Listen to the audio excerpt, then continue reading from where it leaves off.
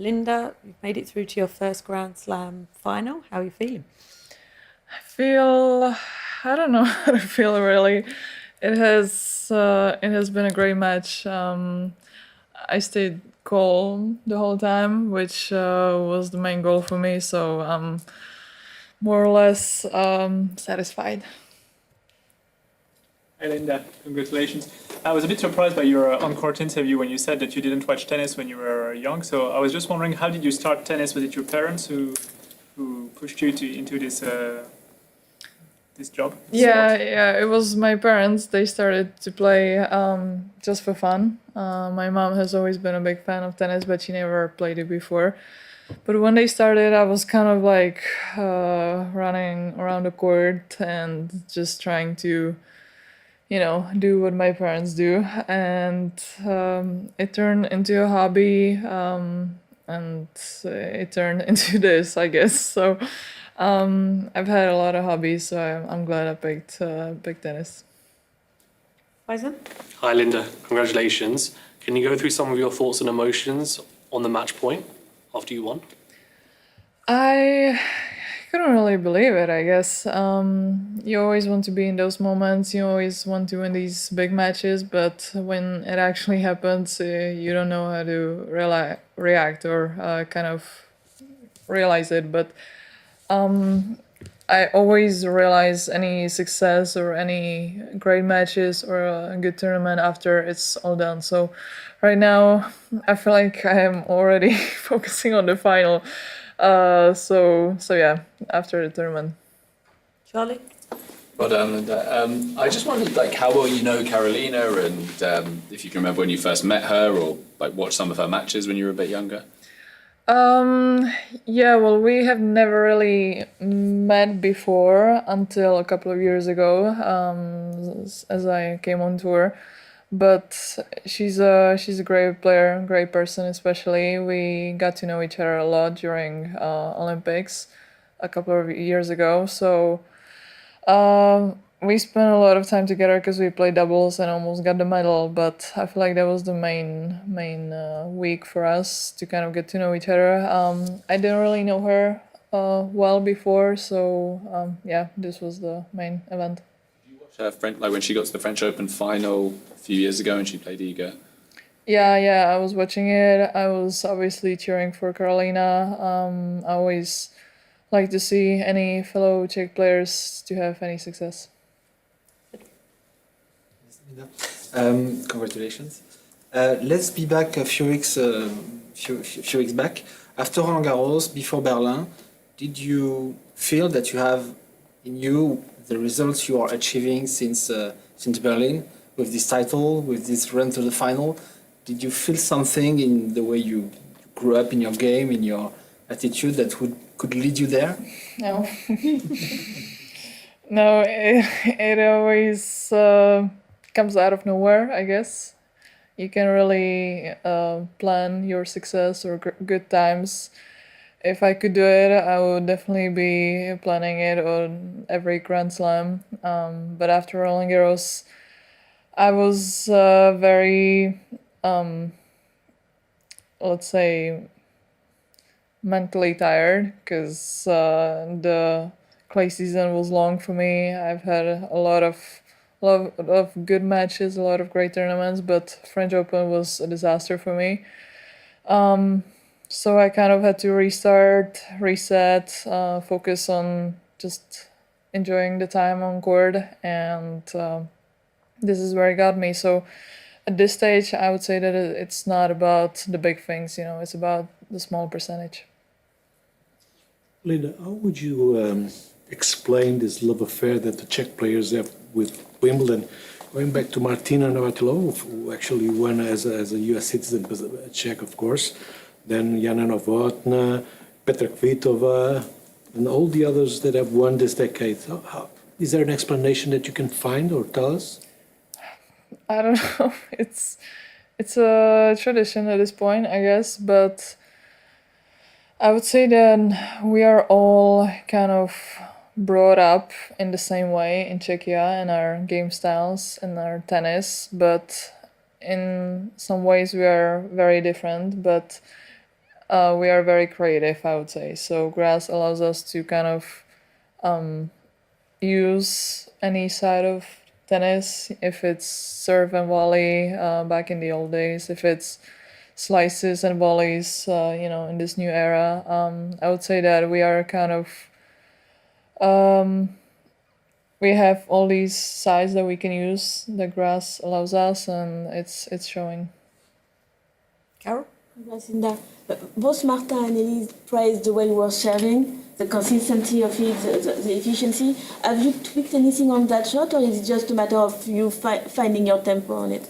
My serve? Yeah, your serve. I have been working on my serve for a couple of years now. It has been a great help for me, for lately. And, obviously on grass court or hard courts, you can use your serve as the most powerful tool. So I always try to just focus on myself when I have my service game, and whatever happens on the return games happens. It's not really in my power all the time, but my serve is what I focus the most on. Congratulations. I'm wondering, do you remember in your childhood when someone talked about Wimbledon, that it's really the tournament to win, or a dream for many players? When you started, maybe in your family or a coach, do you remember this moment? And what happened when you entered the central court? As a kid, I would say that I took all the tournaments the same. I didn't even know what or how much it takes to get here, obviously. As a kid, you have no clue. If I would have known how hard it is, but how beautiful it is, I definitely would have done it again. But as a kid, I had no idea how special this tournament and known this tournament is. But today, walking on the center court, we did have, with Karolina, actually, we had a warm-up there this morning, and it was my first ever time being there, not even as a spectator. So it was a nice moment, but I would say that I have not even realized it still, because I was focusing on the match. Now I'm focusing on the next match. Like I said, after the whole tournament finishes, I guess I will have to look at the photos to believe all this. Ben? I remember even when I was with you in Berlin a week ago, you got questions also there about what makes Czech women's tennis special, and it's a question Czech players have been getting a lot, over the last many years as the success has been there. How have you sort of learned to handle this question and to think about Czech tennis and your own sort of theories and answers about it? Because it's for all the Czech players for the last 10, 15 years, they get asked about this a lot. Yeah, I always try to come up with something creative or something new, but it's always the same question and the same answer.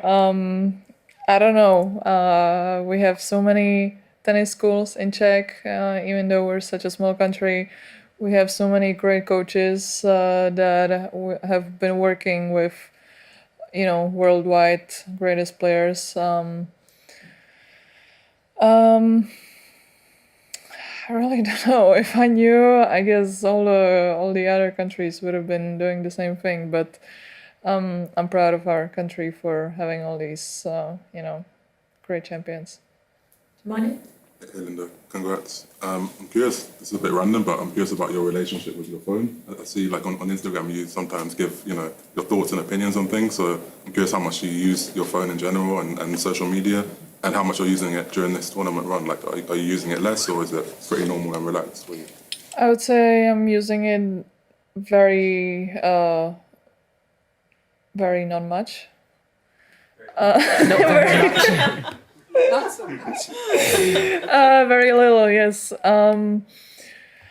Especially during a tournament, because you don't really want to get distracted a lot, or, not even generally. I don't look at myself or Google myself to see what anyone wrote about me, because it's the internet. You cannot really believe everything that is said, but I have a great relationship with my phone, I guess. But social media or just the social world is not really the most enjoyable place for me. So I try to spend as little time as possible. Cedric, did you have a question? Yes, I wanted to ask another question, but I forgot it because I thought we don't have the time. Maybe 5 seconds. Anyone else? Do you have another one? That's okay. Ben, you can take another one.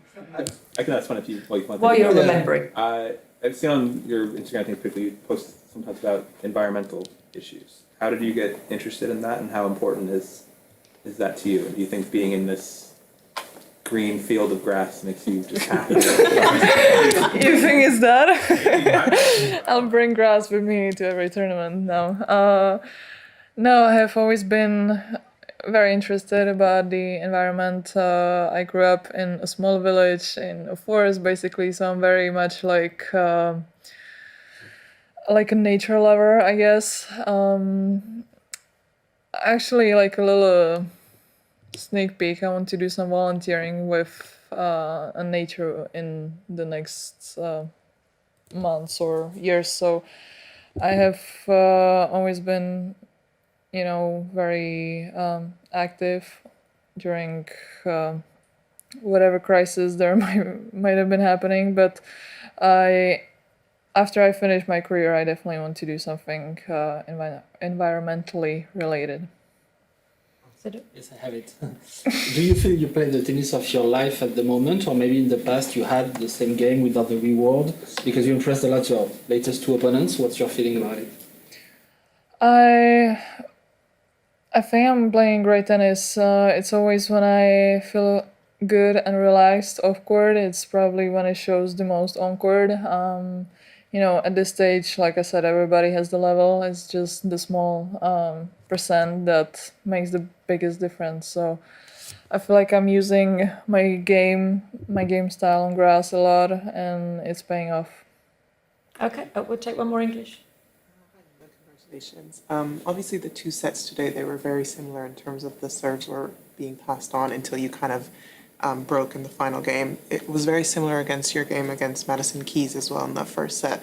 I was wondering if that's like a pattern that you see happen a lot in your games. Do you enjoy kind of passing on serve and then taking that final shot at the end? Have you noticed it at all? I haven't noticed it, but obviously this scenario is the greatest for me, I always try to focus on my serve first, just to keep my service games, and then, like I said, whatever happens on the return games happens. It's not always in my power to control those games, but if I could have all these sets like this, it would have been the easiest, It's always just one break for each set, but it's never really that easy, unfortunately. Okay, thank you. We will switch to Czech questions now, please. Thank you.